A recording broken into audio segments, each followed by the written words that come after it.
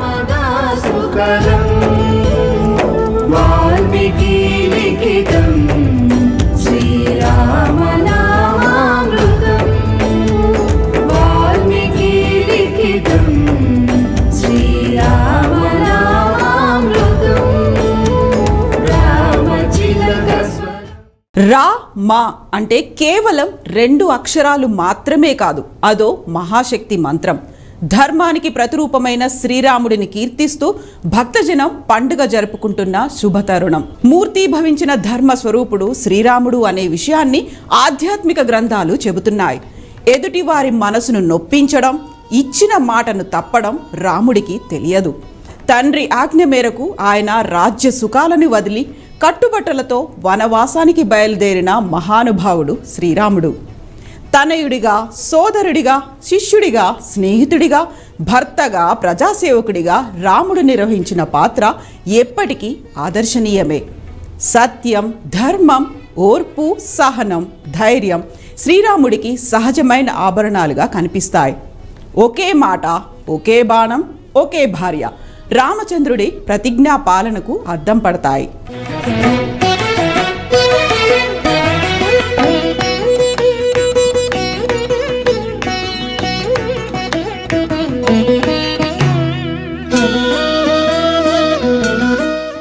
త్రేతాయుగంలో వసంత ఋతువు చైత్ర శుద్ధ నవమి గురువారం నాడు పునర్వసు నక్షత్రం కర్కాటక లగ్నంలో శ్రీరాముడు జన్మించాడని పురాణాలు పేర్కొంటున్నాయి. శ్రీరాముడు అభిజిత్ ముహూర్తంలో అంటే మధ్యాహ్నం 12 గంటల సమయంలో జన్మించాడు.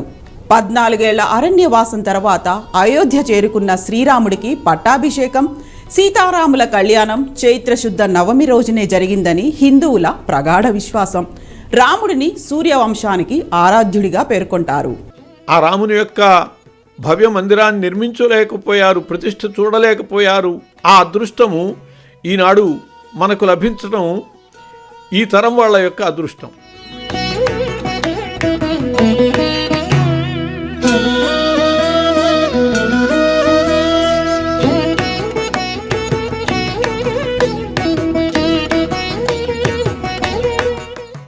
ఇక అయోధ్య విషయానికి వస్తే సరయూ నదీ తీరాన ఫైజాబాద్కు 6 కిలోమీటర్ల దూరంలో అయోధ్య ఉంది. అయోధ్య విష్ణుమూర్తి 7వ అవతారమైన రాముడి చరిత్రతో సన్నిహిత సంబంధం కలిగి ఉన్న ఒక పుణ్యస్థలం. అసలు అయోధ్య వివాదానికి కారణాలేంటి?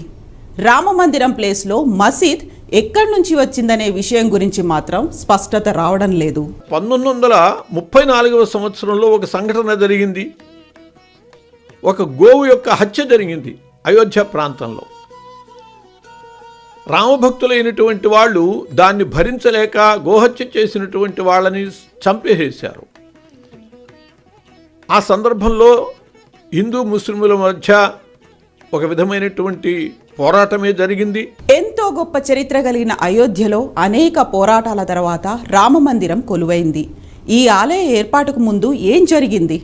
అయోధ్య రామమందిర స్థల వివాదం ఏంటి? అయోధ్యలో కుల మతాలకు అతీతంగా పాలన సాగిందనేది వాస్తవమేనా? ఈ విషయాల గురించి ఒకసారి తెలుసుకుందాం.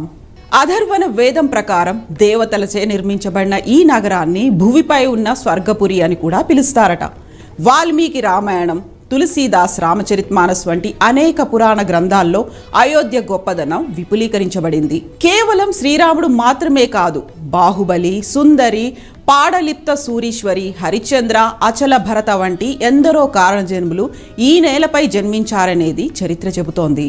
మొట్టమొదటి కరసేవ అప్పుడే జరిగింది అన్నట్లుగా ఆ గుమ్మటాలు చాలా దెబ్బతిన్నాయి. వాటిని హిందూ భక్తులు భగ్నం చేశారు, ఆ గుమ్మటాలను దెబ్బతీశారు.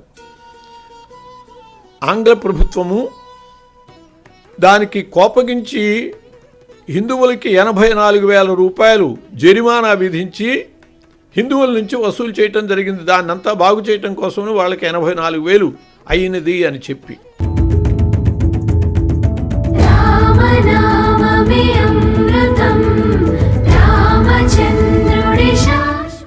హిందువులకే కాకుండా జైన మతస్థులకు కూడా అయోధ్య ముఖ్య నగరం.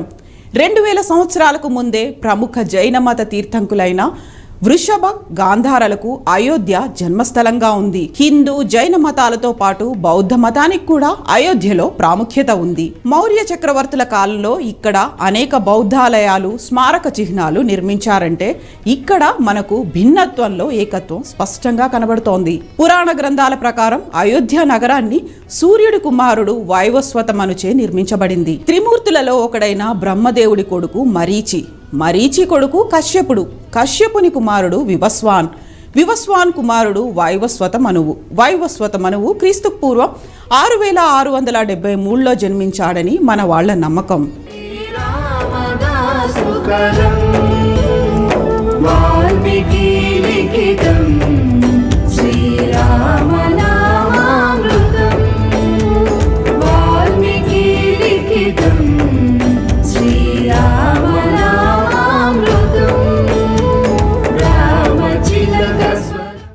మరి అయోధ్యలో హిందువులకు ముస్లింలకు గొడవలు ఎందుకయ్యాయనే విషయానికి వస్తే, అయోధ్య బాబ్రీ మసీదు వివాదం శతాబ్దాల నాటిది. స్వాతంత్ర్యానంతరం కూడా ఈ వివాదం కొనసాగుతూనే వచ్చింది.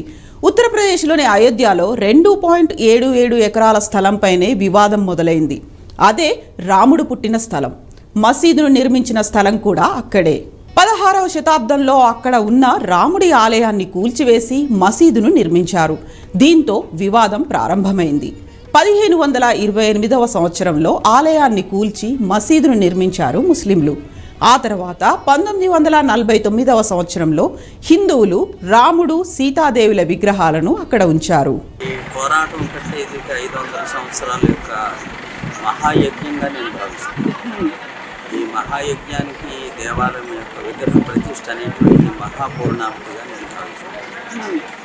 ఈ రకంగా 500 సంవత్సరాల పాటు మందిరం కోసం చెప్పని పోరాడి ప్రాణాలు అర్పించి కృషి చేసినటువంటి మహనీయులందరి యొక్క వారి యొక్క తప ఫలితంగా, వారి యొక్క బలిదానాల ఫలితంగా ఈ రోజున మన జీవితాల్లో మన యొక్క సౌభాగ్యంగా ఈ దృశ్యాన్ని, ఈ కార్యక్రమాన్ని నిర్వహించడము, ఈ సంఘటనలో పాల్గొనడం అనేటువంటి ఒక అనిర్వచనీయమైనటువంటి చిరస్మరణీయమైనటువంటి ఆనందాన్ని కలిగించేది.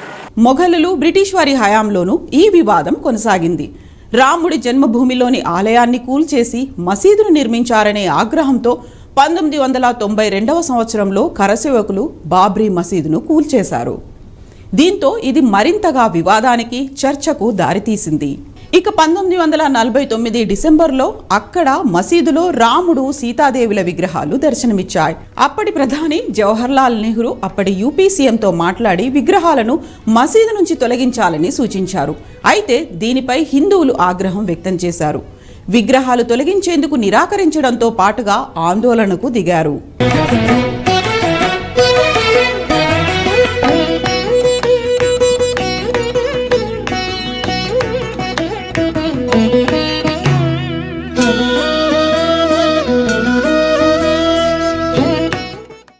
దీంతో అప్పుడు మసీదు గేట్లు మూతపడ్డాయి. ఆ తర్వాత 40 ఏళ్లకు అంటే 1989వ సంవత్సరంలో రాజీవ్ గాంధీ ఓటు బ్యాంక్ రాజకీయాలకు తెరలేపారనే వాదనలు కూడా వినిపించాయి.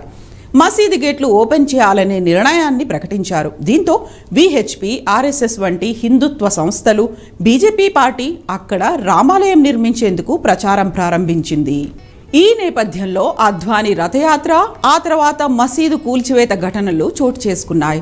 400 ఏళ్ల నాటి మసీదును కూల్చేశారు. అక్కడ అంతకు ముందు ఉన్న రామాలయాన్ని కట్టాలని డిమాండ్ చేశారు.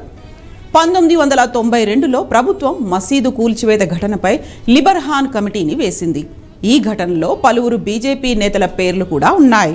1528వ సంవత్సరంలో మొఘల్ రాజు అప్పటికే అక్కడ ఉన్న రామాలయాన్ని కూల్చివేసి బాబ్రీ మసీదు నిర్మించారని హిందువులు ఆరోపిస్తారు. అయోధ్య రాముడు పుట్టిన స్థలంగా కొలుస్తారు. అలాంటి అయోధ్యలో ఆలయాన్ని కూల్చేసి బాబర్ మసీదును కట్టాడని చెప్తారు. అయోధ్యలో మసీదు కట్టిన కారణంగా ఘర్షణలు ఇటీవలి కాలంలోనే కాదు, ఆనాడే జరిగాయి. తొలిసారి 1853లో ఇరు వర్గాల మధ్య ఘర్షణలు చోటు చేసుకున్నట్లుగా చెబుతారు. అంతకు ముందు కూడా జరిగాయని అంటారు. కానీ 1853లో ఘర్షణలు జరిగినట్లుగా రికార్డులు ఉన్నాయని తెలుస్తోంది.